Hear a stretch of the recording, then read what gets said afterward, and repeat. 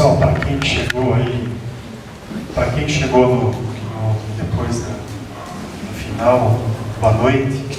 O pessoal está ouvindo aí no fundo? Às vezes falha o microfone e eu não percebo.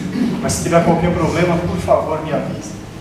Como eu falei para vocês, hoje eu vou falar um pouquinho sobre Allan Kardec, né? Para nós, assim, o personagem principal, o codificador da doutrina espírita, lógico, tendo Deus, Jesus como sendo a base, mas ele no papel de codificador, de missionário, chefe da doutrina espírita. Eu não vou aqui entrar em alguns detalhes da doutrina. Eu vou falar um pouco mais da biografia dele, do que foi Kardec, como ele procedeu. Por quê? Muitas vezes nós fazemos a ideia, o codificador da doutrina espírita era um monge tibetano que viveu iluminado a vida toda. Nasceu ao lado de Deus. Pelo contrário, é um filho de Deus, sim, mas que tinha uma vida como cada um de nós tem, as suas dificuldades, as suas lutas, e eu vou falar um pouquinho sobre isso hoje. Eu vou usar aqui, que a gente chama de linha do tempo, só para eu poder ir me balizando. Mas ela começa em 1804, quando Kardec, na verdade, o nome dele é Hipólito Leon Denizag Rivail, ou Rivail, que depois foi conhecido como professor Rivail, antes de se tornar o Allan Kardec. Eu vou explicar para vocês por que ele virou Allan Kardec. Mas aqui vou me referenciar como Kardec, para ficar mais fácil. Ele nasce em 1804, desencarna em 1869. Vocês vão ver que ele teve muito pouco tempo para codificar a doutrina espírita. Kardec, ele teve a sorte de nascer numa família de posses até, eu posso dizer. O pai, Jean Baptiste, e a mãe, Jeanne, o pai dele, ele era juiz. E os parentes à volta, eles tinham assim bons relacionamentos com o alto escalão da administração, da gestão do governo francês na época. Diga-se de passagem, Kardec viveu numa época extremamente complicada, se a gente for avaliar o contexto mundial. Por quê? Ele nasceu numa fase pós-Napoleão Bonaparte. Então, na época, no período aqui que ele vivenciou e codificou a doutrina, Napoleão III que conduzia a França, mas seguindo a mesma linha de Napoleão Bonaparte. Napoleão III ele foi sobrinho de Napoleão Bonaparte e imprimia um ritmo de administração bastante forte, ou seja, ele era muito concentrador. Era o poder na mão do governo. Manda quem pode e obedece quem tem juízo. Então, para eles, para codificar uma doutrina naquela época, não era um negócio muito simples. Uma por conta dessa gestão que existia dentro do país e outra por conta da força da igreja. Aqui, então, o que é importante ressaltar? A base familiar que Kardec teve. Ele tinha um vínculo muito forte com a mãe, que o deu uma formação moral bastante forte. Uma base muito sólida, uma base moral. E isso vocês vão ver que vai fazer toda a diferença lá na frente, na hora da codificação. É muito interessante ir avaliando passo a passo as etapas da vida de Kardec para a gente poder entender como isso deu uma base consistente para ele lá na frente, quando ele mais precisou. Ele tinha algumas qualidades que o diferenciavam na sua infância. Ele era altamente inteligente, perspicaz, observador, compenetrado nos seus deveres e responsabilidades, mesmo na idade mais tenra. E tinha uma inclinação para a ciência e para a filosofia, desde pequeno. Existe uma pessoa aqui, Anna Blackburn. Vocês vão perguntar como é que você sabe tudo isso aí. Kardec, ele teve um biógrafo oficial, que foi o Henry Salce, o indivíduo que viveu com ele. Mas a Anna Blackburn, ela teve um contato muito próximo com Kardec e com a sua esposa. Essa senhora aqui ela foi a primeira tradutora do Livro dos Espíritos do francês para o inglês. Só que nessa tradução, ela fazia várias notas assim, de informações pessoais de Kardec. Então é por isso que a gente tem algumas informações referentes à infância e à formação de Kardec. Esse nome é bastante importante para nós. Ele nasceu em Lyon, só para situar, aqui no sul da França. Já passamos aqui agora para 1815. Em 1815, Kardec ele teve uma formação educacional em Lyon, a primeira infância, e depois, em 1815, ele é enviado para a Suíça, para Yverdon. E na Suíça, ele vai estudar na melhor escola da época, no mundo. E o seu professor não foi nada mais do que Johann Pestalozzi. Não sei se todos aqui ouviram esse nome, né? Mas Pestalozzi, ele foi um precursor da pedagogia moderna. Então imagine, nós estamos aqui em 1820, e vocês vão entender um pouco do que foi essa pedagogia moderna. O Pestalozzi, ele foi professor e um filantropo suíço, também chamado de educador da humanidade. Existia um diferencial na postura de Pestalozzi, que o fez aí criar o melhor estilo, ou o melhor estilo de pedagogia para a época. E o que ele focava? Enquanto as outras escolas eram aquele, olha, está aqui o conteúdo, decore, leia, não importa como você está entendendo isso. Pestalozzi, ele dava um outro foco. Pestalozzi, ele também entendia o indivíduo como filho de Deus. Embora ele tivesse uma formação protestante, ele lutava contra os dogmas das religiões. Não era contra o dogma da religião do católico, do protestante, mas das religiões em si. Ele não simpatizava com essa questão dos dogmas. Ele achava que a religião tinha que ser uma coisa universal, todos falarem a mesma língua, a questão do amor ao próximo, a questão do respeito pelo próximo e pelo desenvolvimento do espírito. Então, quando ele começa a entender que o indivíduo ele precisa desenvolver o espírito e não só ser educado, ele desenvolve um método diferenciado que dá resultado. E a partir daí ele é reconhecido mundialmente por conta desse método. E a gente vai entender o quanto isso influenciou a formação de Kardec. Porque o Kardec ele simpatizou muito com esse estilo de ensino de Pestalozzi e se tornou um dos maiores discípulos de Pestalozzi. O pensamento do Pestalozzi ele se resume na regeneração do povo, né, que se daria pela educação. Na época, eles viram assim, por conta da situação sociopolítica, cultural da Europa, eles viviam uma situação muito difícil, onde nem mesmo a igreja prezava mais o conceito ético e moral. Por quê? Para eles, a existência era isso aqui, era a vida. Nasci, adquiri bens, desfrutei da vida, desencarnei, tudo ficou e acabou por aí. Então, a partir dessa linha de raciocínio que era imposta, nem mesmo a igreja atentava mais para a questão moral. E ela começa a mudar as suas regras por conta disso. Acumular bens materiais, porque era o que ela acreditava que eles precisavam. Essa questão do espírito era só demagogia. Para se conseguir estancar a miséria do povo em sua fonte, precisar-se-ia cultivar desde a infância as faculdades físicas, intelectuais e morais do homem e desenvolver pela educação os bons sentimentos que Deus depositou no germe do coração de todos os seus filhos. Isso são palavras de Pestalozzi, quando ele cria a sua metodologia.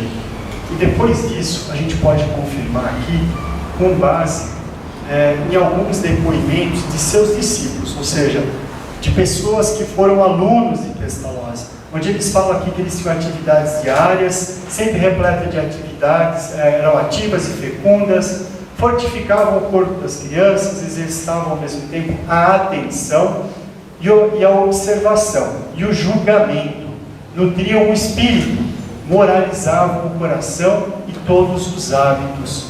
Olha quanta semelhança com o conteúdo da doutrina espírita. Vivificavam a alma, penetravam a intimidade do sentimento, elevavam o pensamento, cultivavam, ampliavam, desenvolviam e mantinham em equilíbrio e harmonia todas as faculdades. Então Pestalozzi sempre prezou por isso, para manter o equilíbrio e a harmonia entre os seus alunos, entre as suas crianças, que ele tratava como filhos, não como alunos. Limitava-se a seguir e a secundar o aluno em seu autodesenvolvimento, sem forçar a natureza. Se a gente, eu não sou profundo conhecedor, mas eu acredito que atualmente, aqui no Brasil, o sistema de educação pública tenta seguir um sistema parecido, eu acredito, pelo que eu leio, pelo que eu ouço.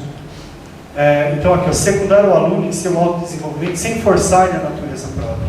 De certo modo, mais do que a instrução, dava-se maior atenção ao desenvolvimento das faculdades do espírito do indivíduo. Então o Pestalozzi ele fala que tem uma diferença grande entre educar e instruir. E ele fala que instruir é para a eternidade. A educação do espírito era para a eternidade. Então imagine esse indivíduo pensando essas coisas em 1820. Pestalozzi colocava o espírito acima das doutrinas dogmáticas.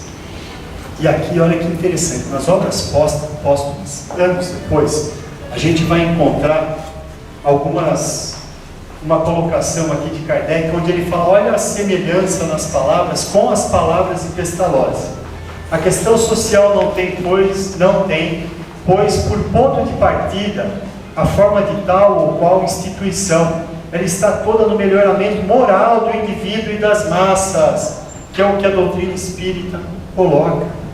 Melhoramento moral do indivíduo e das massas, que era o que Pestalozzi difundia. Aí é que se acha o princípio, a verdadeira chave da felicidade do gênero humano. Então, ou seja, quando muitos buscam a felicidade nos bens materiais, aqui ele falava que a felicidade estava no espírito, no desenvolvimento moral. Porque então os homens não mais cogitarão de se prejudicarem reciprocamente. Não basta se cubra de verniz a corrupção, é indispensável extirpar a corrupção. Então Kardec colocava isso lá atrás. Isso aqui, essa base, veio de onde? Da influência de Pestalozzi na sua linha de raciocínio. A gente pode dizer que Pestalozzi foi o mentor de Kardec, o ensinou a pensar. Em 1822, Kardec ele completa os seus ensinos lá na Suíça, em Everton, e ele sai bacharel em letras e ciências. Ele volta no mesmo ano para a França e ele começa a dar aula. Ele tinha que trabalhar, ter uma fonte de renda, ele era um ser encarnado como nós, que precisava trabalhar, e ele começa a dar aula. Ele era poliglota. Ele falava, lógico, francês, ele falava alemão fluentemente, ele falava inglês fluentemente, ele falava holandês e espanhol. Mas o fluentemente que eu quero dizer é a ponto de traduzir obras filosóficas do francês para essas línguas. Então não é aquele, ele arranha, ele falava literalmente. Ele inclusive auxiliou a Alemanha no desenvolvimento de um sistema, de um método educacional. O mesmo ele fez na França. Nesse período aqui que ele dá aula, ele começa a montar uma tese, onde ele cria um método de ensino. Com base no que Pestalozzi falou, ele queria criar um sistema de cultura, de ensino na França para as crianças. E ele começa a trabalhar nessa tese. Em 1825, ele fica louco e abre um sócio, o tio dele, e abre uma escola. O tio tinha dinheiro, só que esse era o lado bom, mas daí tinha o lado ruim. Ele era um jogador ferrenho, adorava cartear, vinho. E aí o que acontece? Ele monta a escola, por quê? Pestalozzi, na verdade, ele pedia isso para os discípulos, que estudassem, voltassem para o seu país e montassem escolas parecidas. A literatura diz que, nessa época, o Brasil enviou alunos para estudar com Pestalozzi e depois retornou. Inclusive, essa influência que nós temos, né, aqui no Brasil, o Colégio Allan Kardec, em Sacramento, baseado nessa metodologia de Pestalozzi. Aqui, então, ele monta lá, a princípio, uma escola com o dinheiro do tio, e o negócio vai de vento em pouco. Para ajudar, ele se casa em 1932, depois eu vou mostrar aí a foto da princesa do Kardec. Mas o que acontece? Em 26 ele cria o Instituto Rivaio, e aí sim ele assume 100% o método de Pestalozzi, e sua escola vai, que é uma maravilha. Até que 9 anos depois, o seu tio aposta a sua escola, e Kardec volta para Londres, perde a escola e vai trabalhar de contador. Então ele pega algumas empresas ali e ele vira contador dessas empresas, mas isso não o impede de trabalhar nas suas teses. Inclusive, essa época aqui, a França, ela lança uma campanha onde ela pede auxílio para o pessoal lá na França para criar um sistema de educação mais apropriado. E Kardec tem o seu projeto aprovado. Quando ele tem o projeto aprovado, as obras que ele publicou, que foram várias na área de pedagogia, começam a ser vendidas, e aí é uma receita a mais para ele. Mas podemos dizer que Kardec passou altos perrengues também, tá? Não somos só nós, não. Ele também passou. Então, nós já estamos aqui em 1823, uma outra passagem muito interessante, né? Como eu falei, em 32 ele casou, mas eu vou voltar um pouquinho em 23. Em 23, Kardec ele era autodidata, ele estudava muito, ele lia muito. E ele conhece o magnetismo, que foi desenvolvido por Franz Anton Mesmer, magnetismo animal. O que é o magnetismo animal? É a utilização da nossa energia magnética para diversos fins, dentre eles a cura. Aqui na casa vocês já ouviram falar, a gente tem o atreus, magnético, já ouviram falar, né? O que é o magnético? É isso aqui, ó. Magnetismo, aplicação do magnetismo animal. Por que magnetismo animal? Porque do homem, um ser animado, aplicando a sua energia magnética, que todos nós temos, em maior ou menor potencial, digamos assim, mas todos nós temos. E Kardec ele se interessa por esse tema e vai estudar, a ponto de virar um dos maiores magnetizadores da época, um dos maiores magnetizadores, juntamente com um grande amigo dele, o Sr. Fortier, que também era um outro magnetizador, que lá na frente vocês vão ouvir. Kardec fala na Revista dos Espíritos, ele compara, né? Ele, falando de magnetismo, ele fala: um passo separa o espiritismo dos fenômenos magnéticos. Então a gente começa a juntar as coisas. A base moral que ele teve lá atrás, ele aprendeu o raciocínio crítico com Pestalozzi, e aqui ele aprende com Mesmer magnetismo. Ele está cada vez mais próximo da doutrina espírita. A título de informação, Pestalozzi também conheceu o magnetismo. Existem algumas passagens literárias onde ele, via carta, sugere ao filho que procure um tratamento médico à base aqui do magnetismo. Uma vez que ele fazia um tratamento convencional com uma doença e não tinha resultado, o Pestalozzi sugere magnetismo.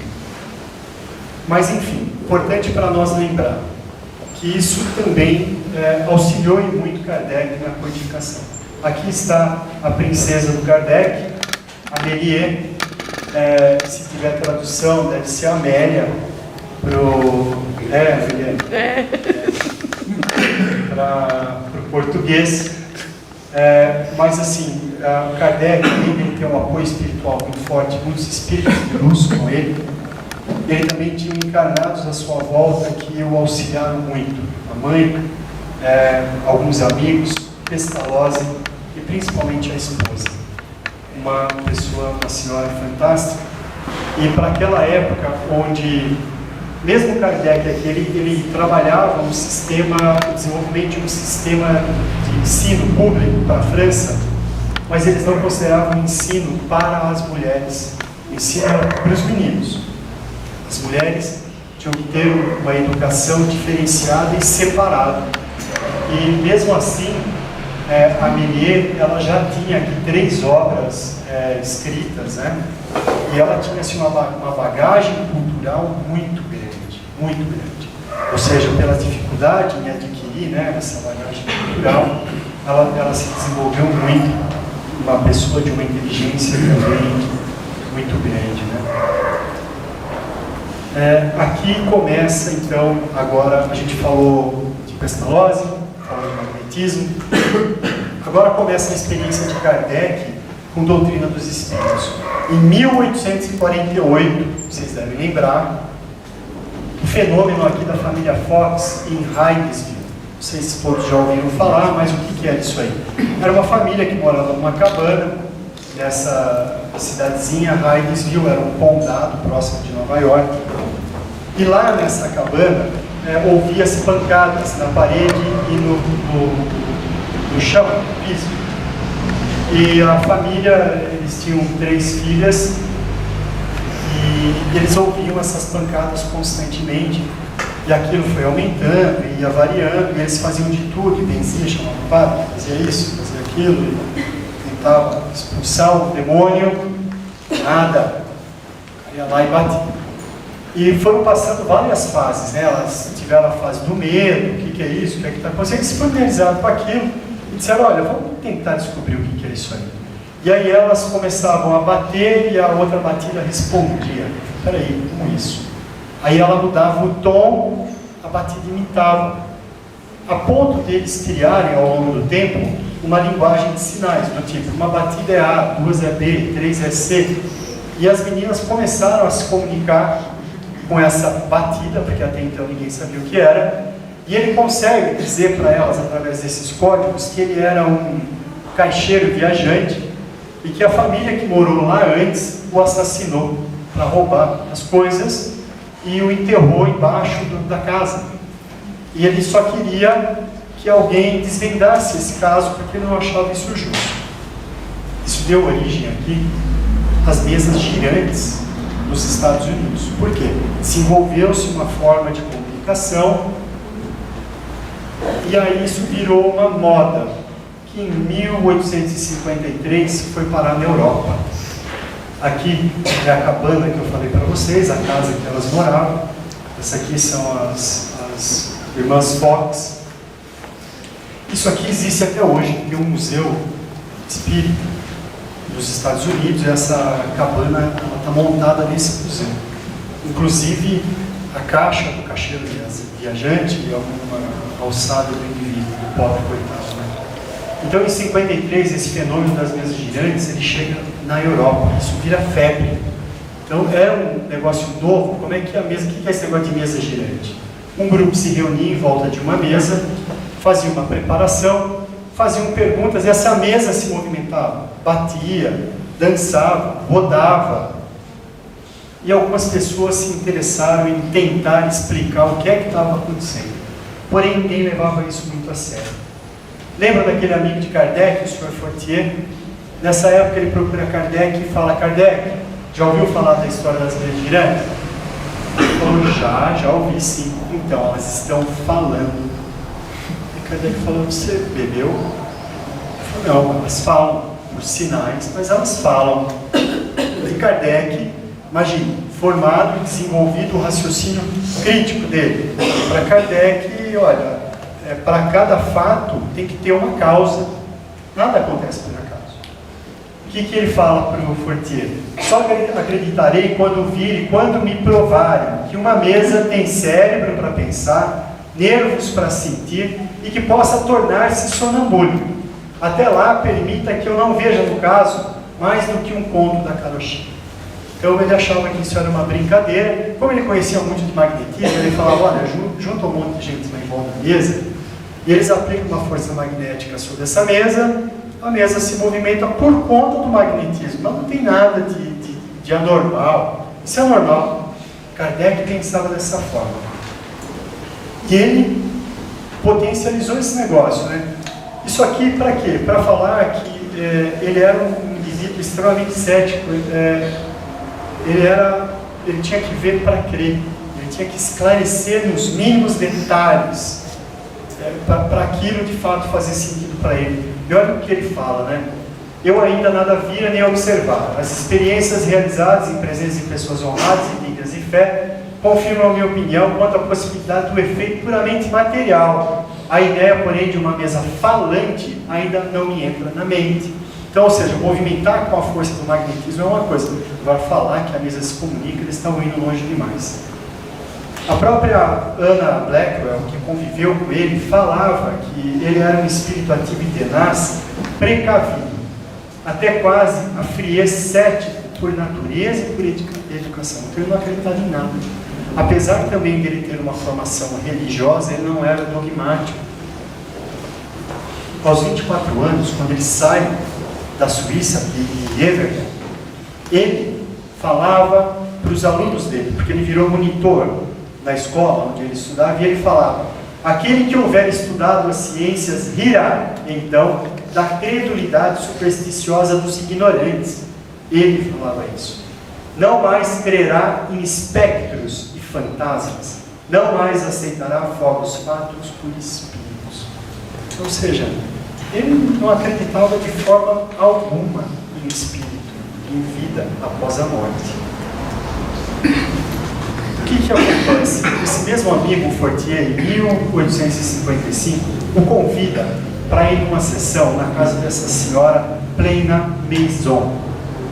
Posteriormente, esse senhor Baldin, um outro indivíduo que fez parte da primeira sociedade espírita da França, eles iniciam os estudos nessa mesa girante, inclusive o início da prática da psicografia. Aqui surgiram as primeiras ou os primeiros rabiscos que deram origem à psicografia. E o nosso camarada Rivail é convidado para ir. E ele fala: eu vou tirar a prova desse negócio que aí não tem nada. E vai para a primeira reunião. Logo após a primeira reunião, onde ele participa, onde as entidades são questionadas e eles obtêm respostas, e nessa mesma reunião tem um ensaio de psicografia. E o que o Kardec fala depois dessa reunião? Só o fato da comunicação com os espíritos, o que quer que eles pudessem dizer, provar a existência de um mundo invisível ambiente, que era o ponto capital, o imenso campo franqueado às nossas explorações, a chave de uma multidão de fenômenos inexplicados. Imagine para ele que era um cientista, né, um pseudocientista, descobrir isso aqui, que existia um mundo inexplorado. Ou seja, ele teve ciência, até então ele não sabia que era espírito desencarnado, ele sabia que era uma energia inteligente, porque ele perguntava e aquela energia respondia. Então tinha inteligência por trás, não era só um fato magnético. E como que ele avaliou sempre as coisas? Observar, comparar e julgar. Essa a regra que constantemente seguiu. Então Kardec sempre atuou assim, observando, comparando e julgando, em complemento, que não deixavam margem a qualquer dúvida. Viu ainda as respostas inteligentes que por meio de bancadas a mesa fornecia e assistiu a alguns ensaios de escrita mediúnica do Mardose com auxílio de uma cesta bíblica, que era isso aqui, ó. As primeiras psicografias começaram dessa forma. Olha, esse é o médium e esse outro médium. Colocavam a mão nesse cesto, nesse dispositivo com lápis, e a entidade, o espírito movimentava. Então, ou seja, você tinha dois médiums atuando. Como que eu consigo escrever uma mensagem com dois médiums atuando? A coordenação. A partir daí, o que ele falou, né? que por trás disso existia uma inteligência e ele tinha que descobrir o que é. Naquelas aparentes futilidades, no passatempo que faziam daqueles fenômenos, qualquer coisa séria, ele sentiu que tinha alguma coisa séria ali. Como que a revelação de uma nova lei, que tomei a mim investigar o futuro. Aqui ele fala, a revelação de uma nova lei. Quando a gente fala de revelações, nós tivemos a primeira revelação através de Moisés, e ela foi uma revelação centrada. Moisés foi intuído, recebeu as instruções divinas, passou para aqueles que o cercavam e foi multiplicando. Mas quantos anos, ou qual período levou para que essas informações de Moisés ganhassem o mundo? Se ganharam, porque tem regiões do mundo onde elas não chegaram. Depois veio Jesus, da mesma forma. Ele multiplicou a informação ali onde ele vivia. E isso foi ao longo dos anos se expandindo pelo mundo. Essa doutrina, essa revelação não. Ela aconteceu simultaneamente, em vários pontos do mundo. Então não foi em um lugar por uma pessoa. Foi simultâneo, em vários locais do mundo. Porém, com o mesmo conteúdo, a mesma essência. A reforma moral do indivíduo e Deus como a base de tudo. Essa era a mensagem dos Espíritos. E Kardec percebeu isso, que tinha esse fundo. O Espírito não vinha aqui comunicar para falar onde estava a chave que o defunto esqueceu, o número da cena, da loto. Eles vinham falar de reforma íntima, de reforma moral. E aí que Kardec viu que tinha uma revelação de uma nova lei por trás. E foi que ele foi estudar. Diante de tais fatos, pôde o professor Rivaio concluir pela origem extraterrena dos numerosos manifestantes a revelarem a sua condição de espíritos. Por que ele descobriu que aqueles indivíduos lá eram espíritos? Porque eles falaram que eles eram espíritos. E muitos deles diziam, eu sou o espírito do fulano de tal que viveu aqui. E de fato ele começa a comprovar através das comunicações. Por exemplo, poetas franceses que desencarnaram em épocas até recentes, tinha desencarnado aí de 1840, passando comunicação. E ele reconhecia os poemas, as poesias desses indivíduos. Então ele começa a cada vez mais intensificar os estudos e tentar entender o que é que existia por trás dessa comunicação. Então olha que interessante, ele descobre que tem inteligência e ele descobre que essa inteligência são os espíritos de seres desencarnados. Mais um passo que ele deu. O que acontece? Ele foi acompanhando essas reuniões, e anotando e avaliando, até que em 1856 ele conhece o Espírito da Verdade. Então o Espírito da Verdade, ele se manifesta e ele relata para Kardec que ele teria uma missão, ele seria um missionário do Espiritismo. Então, ou seja, ele ia compilar todas essas informações, que existia um grupo de espíritos de luz coordenados pelo Espírito da Verdade para auxiliar Kardec nessa codificação.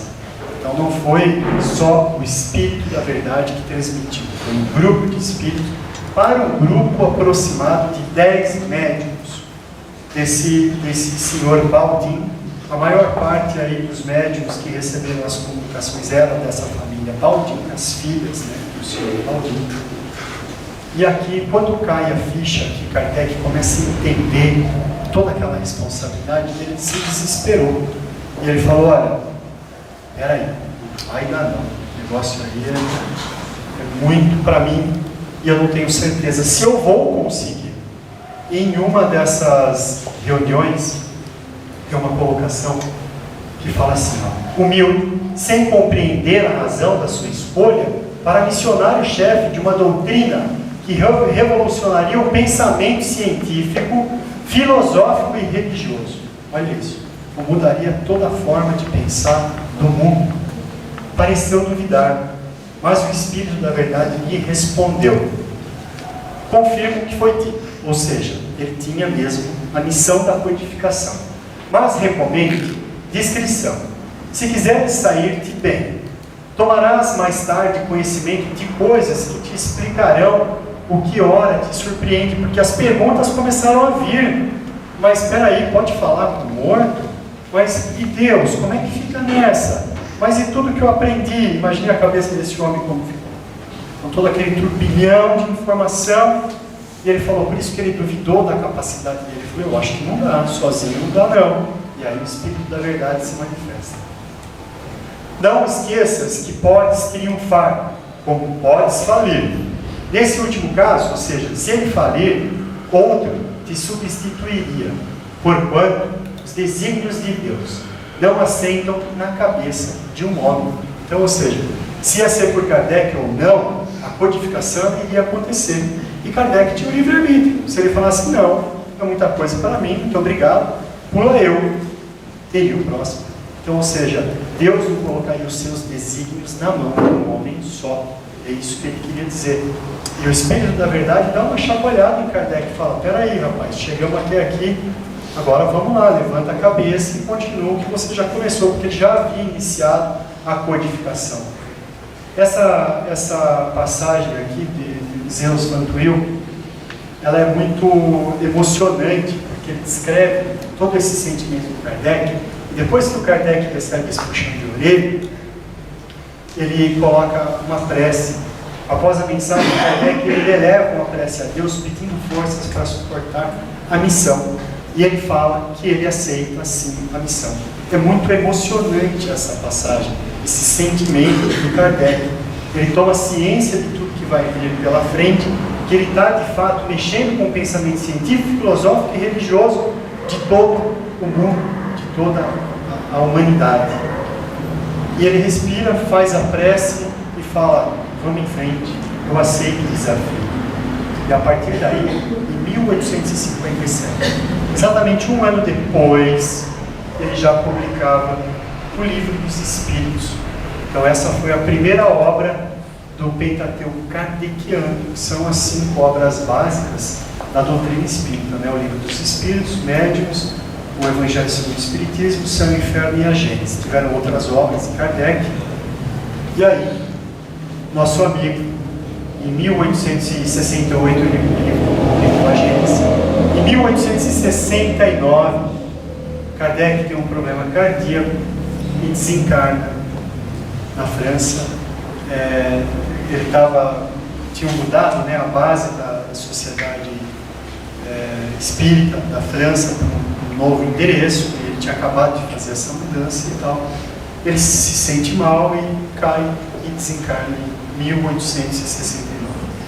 Mas o interessante aqui é passar para vocês, né, que Kardec ele foi um ser humano normal, como todos nós, que teve a missão, como todos nós temos a nossa missão, e temos que erguer a cabeça e trabalhar e cumprir a nossa missão. Como dizia aqui a leitura de hoje, que nada é por acaso, independente do que mas minha missão não eu não sou missionário da doutrina espírita, missionário-chefe, eu sou só o porteiro do meu prédio. Seja o melhor porteiro do seu prédio, porque essa é a sua missão, esse é o seu desejo. Não que você não possa galgar outras posições, mas não existe, ou seja, melhor ou pior. Cada um está onde tem que estar, tem que batalhar pelo seu esforço, não tenha dúvida, pelo seu crescimento, principalmente pelo nosso crescimento moral, mas nunca reclamar daquilo que nós temos, o que nós temos aqui, o que nós merecemos. Agradeço a atenção de vocês, espero que tenha conseguido passar a mensagem. Nós vamos fazer agora a prece.